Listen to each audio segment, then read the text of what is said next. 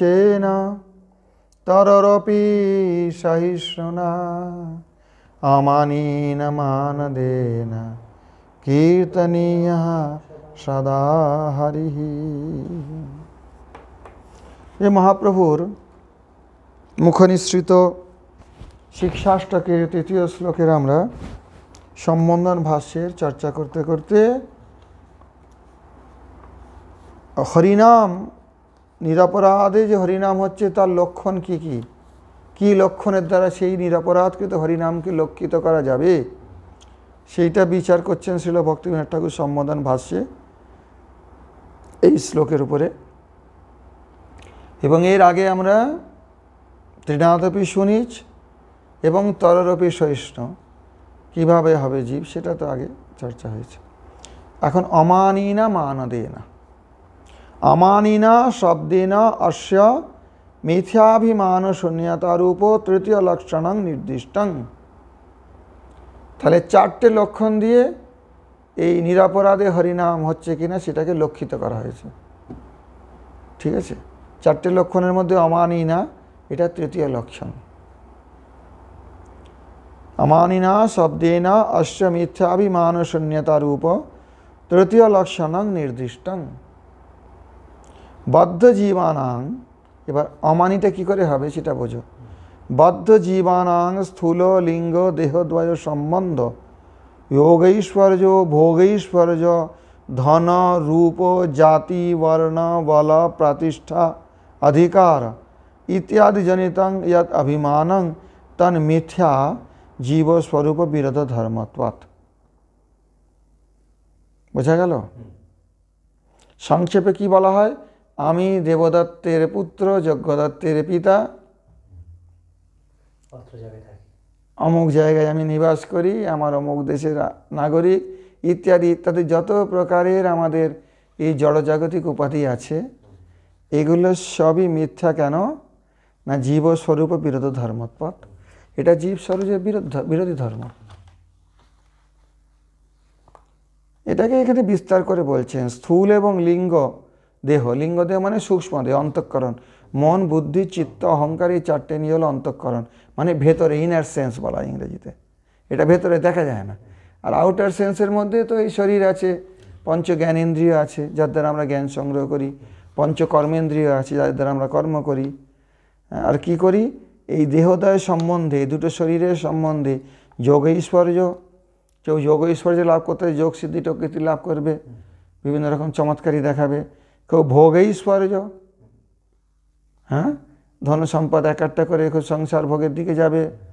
ধন রূপ জাতি বর্ণ বল প্রতিষ্ঠা অধিকার, বিভিন্ন প্রকারের যে অভিমান, যৎ অভিমানং জনিতং যৎ অভিমানম, এইগুলো থেকে যে অভিমানটা জন্ম নিয়েছে তন মিথ্যা।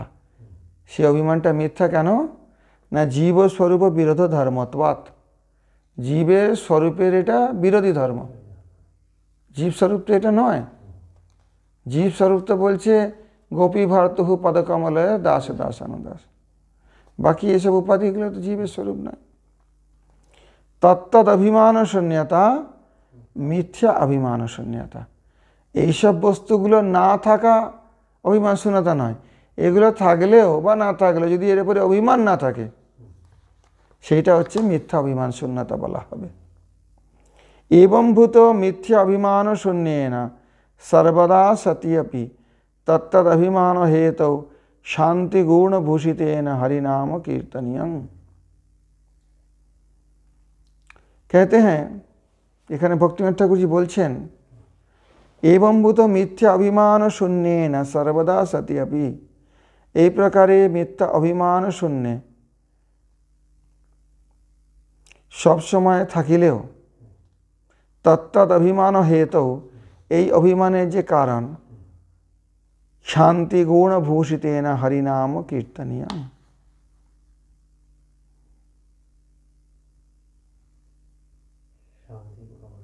শান্তি মানে হচ্ছে ক্ষোভের কারণ সত্ত্বে ক্ষোভ নাহি হয়, সদা কৃষ্ণ ভজে নাহি করে কালক্ষয়। না, ওটা আলাদা, ওটা হচ্ছে ভাবের অঙ্কুরে। শান্তির অব্যর্থ কালোত্তম বিরক্তির মানশূন্যতা আশাবন্ধ সমুৎকণ্ঠা নামগানে সদারুচি আসক্তিস্তৎ গুণাখ্যানে প্রীতিস্তৎ বসতিস্থলে ইত্যাদয়নু জাতাসুর ইত্যাদয়নু ভাব আসুর যাতে ভাবাঙ্কুরে জানে। যাদের ভাবের অঙ্কুর হয়েছে এই 9টা লক্ষণ তাদের মধ্যে প্রকাশিত হয়। এখানে সেটা বলছেন না, এখানে বলছেন এবংভূত মিথ্যা অভিমান শূন্যেন সর্বদা সতি অপি তত্তৎ অভিমান হেতৌ, ওই অভিমানের কারণে শান্তি গুণ ভূষিতেন হরিনাম কীর্তনীয়ম। শান্তি মানে ক্ষোভের অনেক কারণ আছে ক্ষুব্ধ হওয়ার, কিন্তু ক্ষুব্ধ হয় না, এটা বলা হয় শান্তি গুণ। শান্তি নয় শান্তি, শান্তি। গৃহে তিষ্ঠন, এখন বলছেন অভিমানের কারণ তো থাকবে। আরে শরীর থাকলে আমি অমুকের পুত্র, অমুকের পিতা, অমুক দেশের নিবাসী, এটা নিয়ে কি করে বলছো তুমি? কারণটা তো আছে। সম্পদ আছে কারোর, অভিমান নেই, কিন্তু সম্পদটাই তো অভিমানের কারণ। কেউ কারো বিদ্যা আছে, সে বিদ্যার উপরে মিথ্যা অভিমান করছে না, কিন্তু বিদ্যা তার আছে, এটা তো সত্য। জড়জগতের একটা তার যে কি বলবে উপাধি আছে যে এটা বিদ্বান, একটা দৃষ্টান্ত দিচ্ছি, তাহলে সেটা কি করে হতে পারে? সে বিদ্বান এটা সেও জানে, আর 5 জনেও বলে।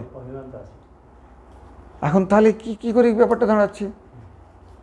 সে হয়তো ওটা মিথ্যা অভিমান জানছে, কারণ এটা আত্মা ধর্মের সঙ্গে সংযুক্ত নয়। আত্মা বিদ্বান হয় না, আত্মা রোগা হয় না, আত্মা মোটা হয় না, আত্মা ব্রাহ্মণ ক্ষত্রিয় বৈশ্য শূদ্র হয় না, আত্মা কোনো বিশেষ দেশের হয় না, কোনো বিশেষ জাতির হয় না, তাই তো? তো এখানে সেই কথাটা এখানে বলছেন, ভালো করে বোঝো। এবংভূত মিথ্যা অভিমান শূন্যেন সর্বদা সতি অপি তত্তৎ অভিমান হেতৌ, कहते সর্বদাই তো তার সঙ্গে অভিমানের কারণটা থাকবে। বিদ্যা তো তার মধ্যে থাকবে, সেটাকে তার ছেড়ে দিতে পারছে না।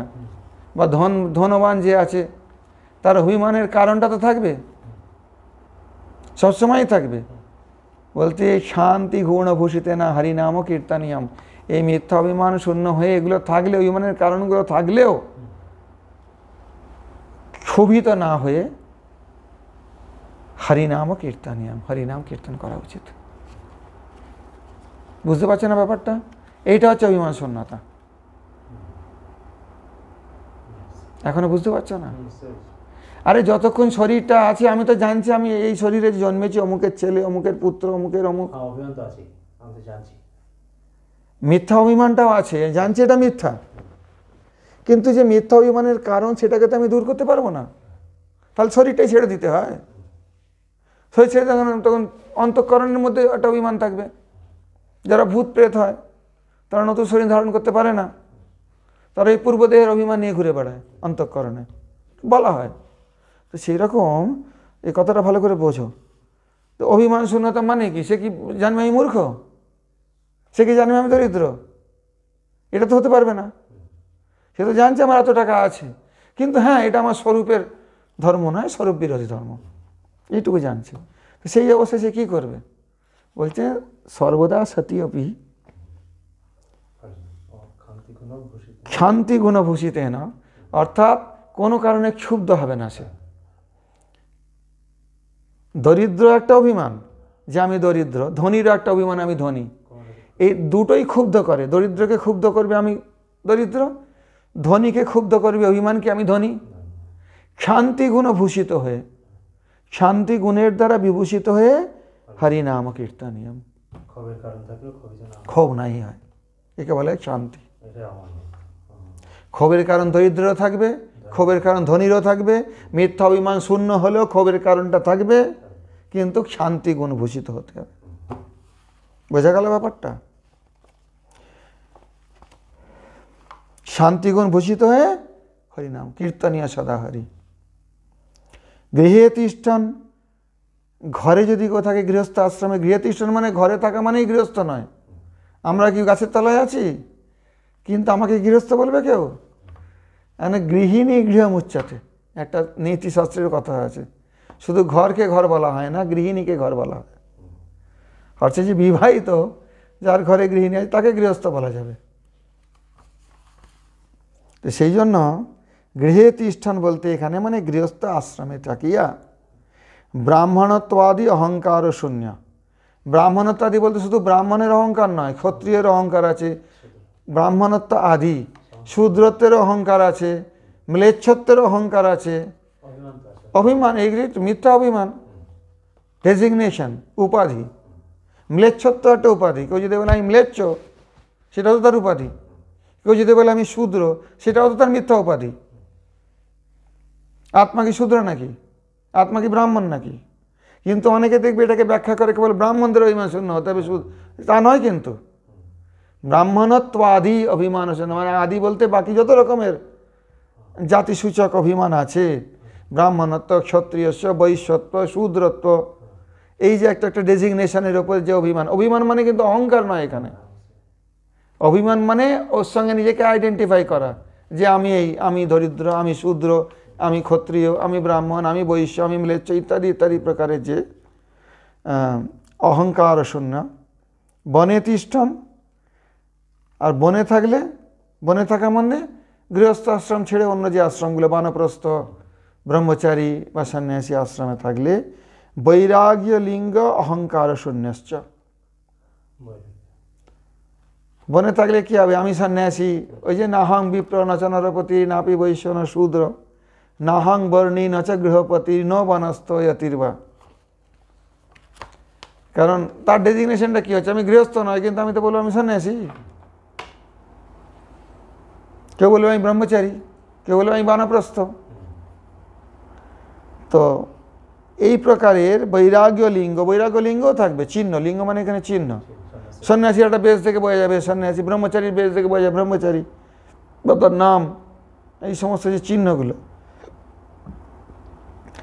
এই চিহ্নগুলোর অহংকার শূন্যশ্চ, বনে থেকে অহংকার শূন্য হয়ে কৃষ্ণৈক চিত্ত ভক্ত কৃষ্ণ নাম কীর্তয়তি।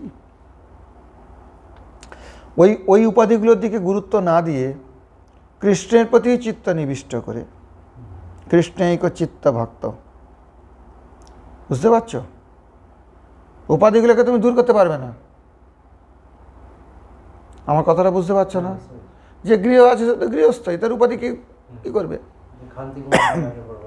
হ্যাঁ, ওটা হচ্ছে মিথ্যা অভিমান শূন্যতা। আর এবারে আশ্রম এবং বর্ণের যে অভিমান, যেটা সমাজের মধ্যে থাকলে অথবা সন্ন্যাস আশ্রমে থাকলে সেই প্রকারের যে লিঙ্গ আছে সেইটার দিকে অভিনিবেশ না রেখে তাকে কোন দিকে অভিনিবেশ করতে হবে?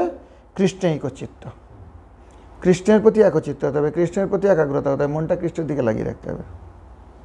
ভক্ত কৃষ্ণ নাম কীর্তয়তি, কৃষ্ণ নাম করে থাকেন। বোঝা গেল? তাহলে অমানিনা শব্দের অর্থ বোঝা গেল। এটা এই পর্যন্ত থাকুক আজকে। তৃণাদপি সুনীচেনা তররপি সহিষ্ণুনা আমানীন মানদেনা কীর্তনীয় সদা হরি। নিতাই গৌর প্রেমানন্দে হরি হরি বো।